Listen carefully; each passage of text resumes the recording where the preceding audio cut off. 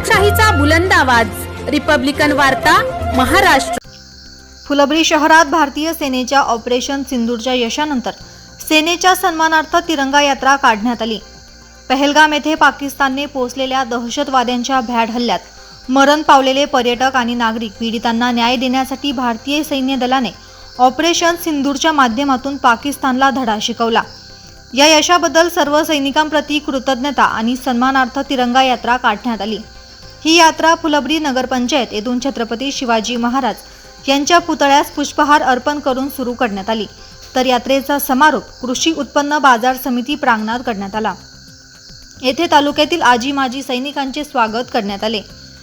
या यात्रेत आमदार अनुराधा चव्हाण, आमदार संजय केनेकर, भाजपा जिल्हाध्यक्ष सुहास शिरसाट, विजय अवताडे, पुष्पा काळे, सुरेश बनकर, ज्ञानेश्वर मोठे, शिवाजी महाराज पाथरीकर, इलियास शहा, नरेंद्र देशमुख, योगेश मिसाळ, सजन बागल, राजू तुपे, गोपाल वाघ, गजानन नागरे, ऐश्वर्या गाडेकर, सविता फुके यांच्यासह जिल्ह्यातील भारतीय जनता पक्षाचे कार्यकर्ते आणि आजी माजी सैनिक नारायण जाधव, लक्ष्मण वाघमारे, सुभेदार राजेंद्र जाधव, भास्कर जाधव, संभाजी चव्हाण, माधव शिरसाट, गणेश मैन, नंदकुमार देवकर, रामदास महालकर, संताराम चव्हाण, सर्जेराव मानकापे, कल्याण चव्हाण, निवृत्ती गायकवाड, सुभाष मैन, सुरेश बोरसे, सुधाकर देवमाळी, शरद कोलते, रामराव जाधव, सुरेश जाधव, राजेश ढोके, रावसाहेब जाधव, सुदाम गायकवाड, नारायण कोतकर, पवन मालोदे, काकाजी गाडेकर, गणेश मालोदे, राजेश ढोके, रमेश शिंदे हे सर्व सैनिक उपस्थित होते।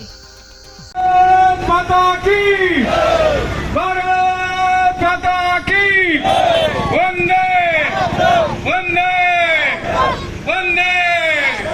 भारतीय सैनिकांचा भारतीय सैनिकांचा भारतीय सैनिकांचा